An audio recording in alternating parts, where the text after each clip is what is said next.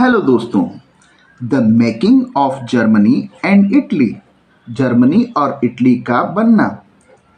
4.1 Germany, can the army be architect of a nation?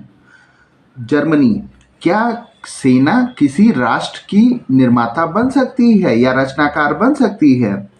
After 1848, nationalism in Europe moved away from its association with democracy and revolution. 1848 के बाद जो Europe में राष्ट्रवाद था वो democracy, प्रजातंत्र और क्रांति से दूर हुआ। Nationalist sentiment were often mobilised by conservative for promoting state power and achieving political domination over Europe. जो राष्ट्रवादी भावनाएं थीं उनको रूढ़िवादियों ने अपने राज्य की शक्तियों को और अपनी राजनीतिक प्रभाव को बढ़ाने में काम लाया यूरोप में। This can be observe in the process by which Germany and Italy came to be unified as nation state। और ये हम देख सकते हैं जर्मनी और इटली के कि वो कैसे राष्ट्र और राज्य के रूप में एकीकृत हुए। As you have seen, nationalist feeling were widespread among middle class Germans who in 1848 tried to unite the different regions of German Confederation into a nation state governed by an elected parliament। और जैसा कि हम देखते हैं कि राष्ट्रवादी भावनाएं बहुत तेजी से फैली मिडिल क्लास के जर्मन में, और जो 1848 में प्रयास किए अलग अलग छोटे छोटे राज्यों को, जर्मन स्टेट को एक राष्ट्र और राज्य के रूप में जो कि चुनी हुई संसद के अंतर्गत आता था। This liberal initiative to nation building was however repressed by the combined forces of the monarchy and military supported by the large landowners called Junkers of Prussia।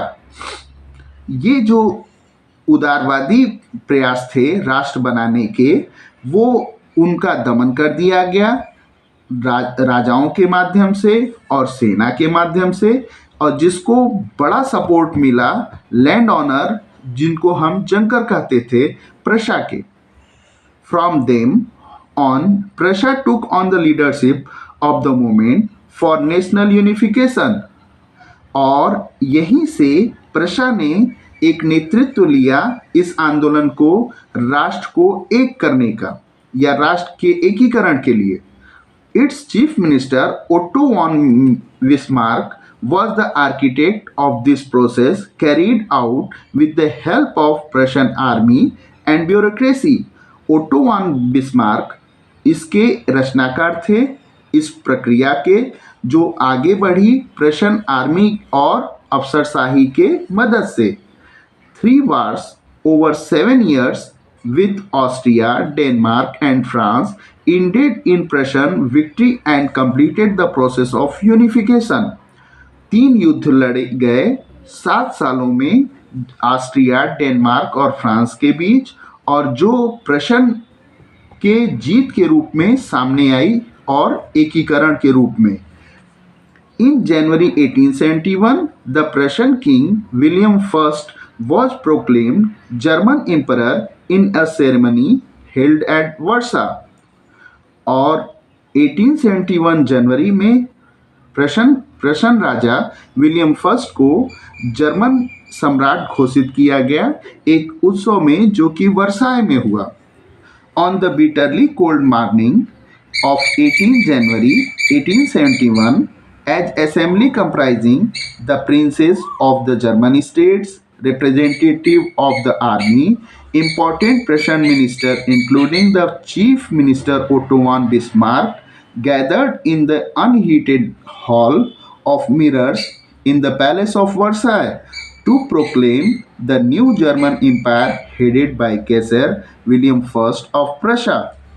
बुरी तरह ठंडी सुबह 18 जनवरी की 1871 में एक सभा की गई जिसमें कि राजकुमारों को, जर्मन स्टेट के जितने भी राजकुमार थे उनको, प्रतिनिधियों को जो सेना से थे, और जो महत्वपूर्ण प्रश्न मंत्री थे और chief minister auto von Bismarck इकट्ठा हुए एक बिना गर्म किए हुए हॉल में, जो मिरर्स ऑफ पैलेस था वर्साय का, जहां पर नए जर्मन सम्राट कैसर विलियम फर्स्ट जो कि प्रशा के थे उनको पद दिया गया। The nation building process in Germany had demonstrated the dominance of Prussian state power। और ये जो राष्ट्र निर्माण की जो प्रक्रिया थी जर्मनी की, इसने जो प्रशन राज्य था उसकी शक्तियों का प्रदर्शन किया। The new state placed a strong emphasis on modernizing the currency, banking, legal and judicial system in Germany.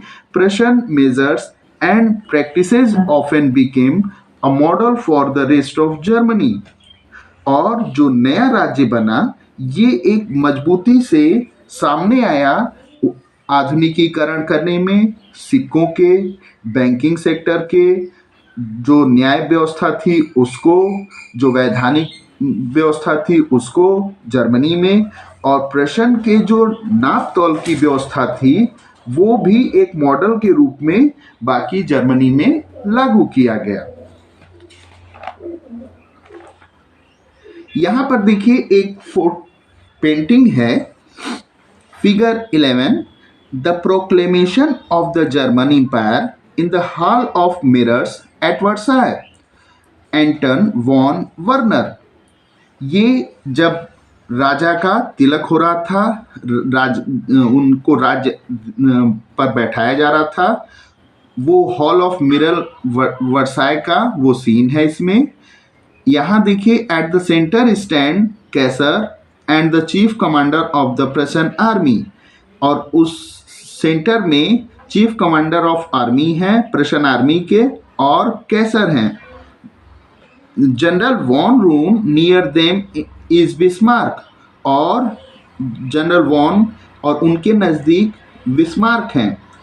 This monumental work 2.7 m into 2.7 m was completed and presented by the artist to Bismarck on the latter's 70th birthday in 1885। और ये जो monumental work है ये पूरा किया गया 1885 में 70th birthday तक, और उनको प्रेजेंट किया गया एक आर्टिशन के माध्यम से। थैंक यू, मिलेंगे नेक्स्ट टॉपिक में।